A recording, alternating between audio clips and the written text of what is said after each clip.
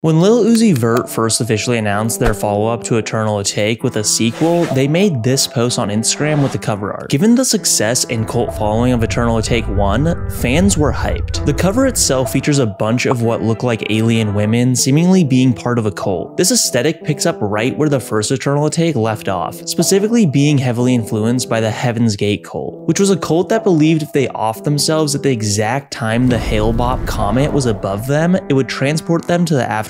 Essentially, the cult was attempting to open the gate to heaven by unaliving themselves at a specific time. Clearly, everyone who was a part of that cult is no longer around, except for two members, Mark and Sarah, who courageously stayed behind for the very important job of managing the cult's website, which, as you can see, was the inspiration for Uzi's original artwork. That is until the couple threatened to sue Uzi for copyright infringement, forcing Uzi to change it. One thing a lot of people didn't realize about Eternal Atake 2's artwork is the key front and center. Like the keyhole, this key can be interpreted as a symbol for Heaven's Gate. However, it's much more symbolic than just that. And Uzi didn't outright tell us this, nor did they even hint at it until the day of the album release just a week later. The day the album released, Uzi dropped the music video for Chill Bay. This 3.5-minute video told us a lot about the actual genius of Eternal Atake 2 that we all overlooked.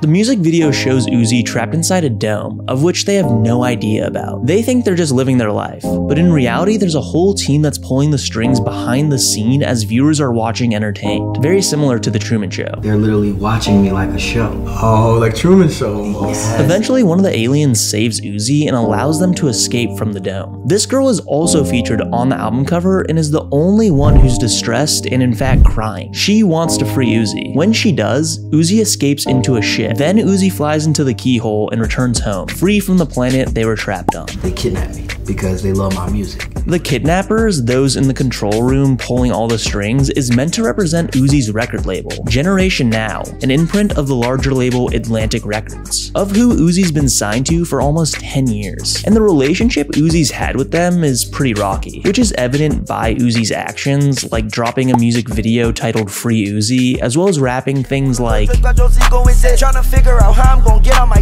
straight up calling out the label on camera. You think I don't want to drop music? You just gotta understand. Let me tell you something.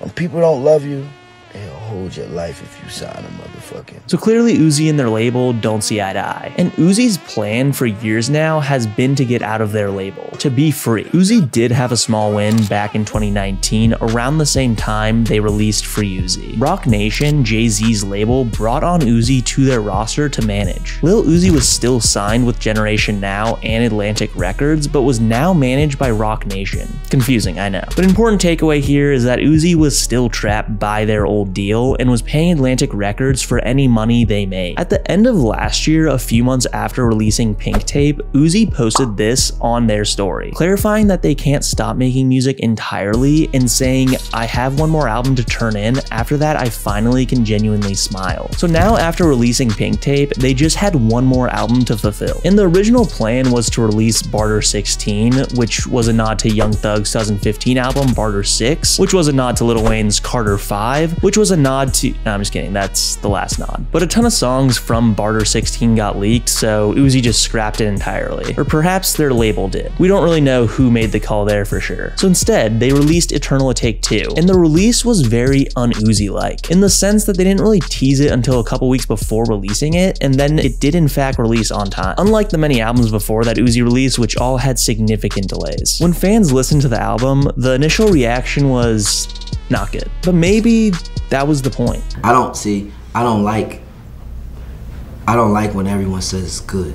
Why? I feel like it's gonna die out fast. The theory floating around is Lil Uzi's Eternal Atake 2 was actually a throwaway album, one that they rushed to get out in order to fulfill their label obligations and be freed from their deal. There are a lot of coincidences that may point to this being true, but let me just say this is all speculative and none of it has been confirmed true, and I doubt it ever will be confirmed true. Still though, let's look at all these pieces of evidence that suggest this was Uzi's plan all along. I think most people can agree this album sounds rushed, and compared to every one of their last albums, It was. Pink Tape was recorded over the course of 3 years. Eternal Atake and its deluxe Lil Uzi Vert vs. the World 2 was recorded over the course of 2 years. During an interview with Rolling Stones on Eternal Atake 2, Uzi was asked, "Is everything on this new album newly recorded, or is there any old stuff?" Yes, everything is newly recorded. So there is no overlap between Pink Tape and this one. No, not at all. I had to clear space, that's why this was that. So Eternal Atake 2 was recorded in a little over a year, and it's very likely it was just a few months, as a lot of the songs sound very similar as if they were recorded within the same studio session.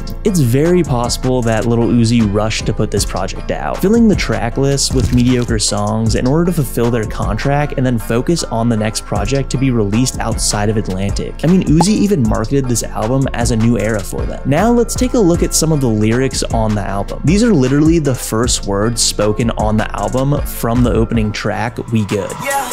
New contract, I run mine. Then on Meteor Man, I make hits, so some folk hits. I don't give a fuck about the hits. Some of these. and lastly on Lift 'Em Up. I'm running through shit like I'm not even really trying to make a hit. Most of these niggas, they talk out they lip till you pull up right there with the 40 to 40.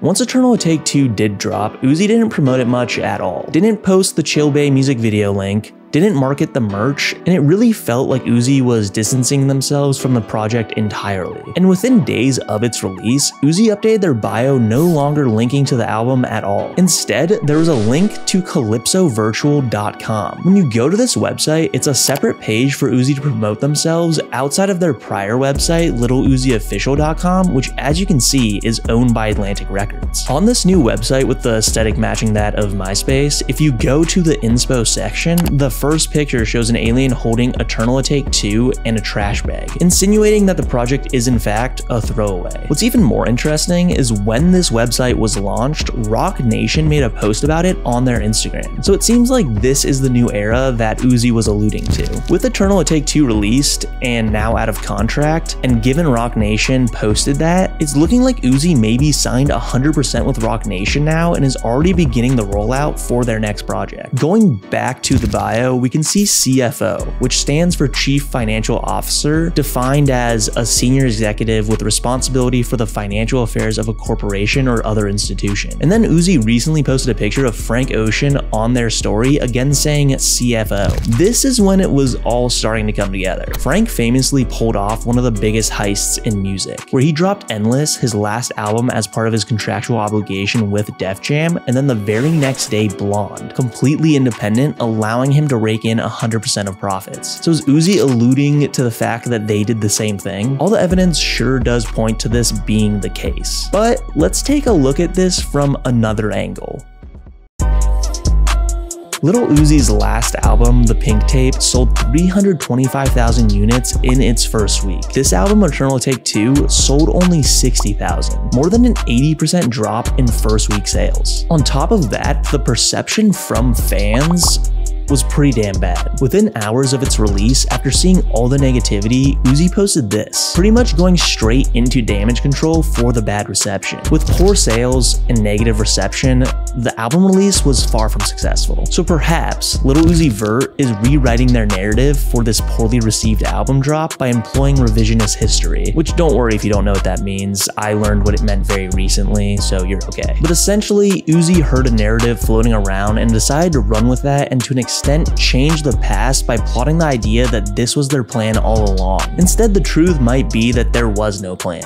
Uzi just dropped a crappy album. When Frank Ocean pulled this stint, he didn't drop a bad album. Endless was actually a really good album, just not as good as Blonde. So Uzi dropping a bad album didn't seem necessary for this apparent heist they pulled. Either they didn't pull off a heist and the narrative just worked out nicely, or Uzi didn't want to put any effort into their throwaway album, which honestly I could also believe. But then again, all the evidence presented earlier just seems too coincidental. So really, it's hard to make the call on whether Uzi is a genius heist artist or someone who happened to be given an escape option for a bad album. Let me know what you think. Do you think Uzi just dropped a bad album, or do you think this was all part of their plan to get out of their label and Uzi was dropping clues along the way with the rollout? Let me know in the comments, and as always, if you did like this video, please throw us a like, it helps a ton, and perhaps even subscribe. Thanks for watching.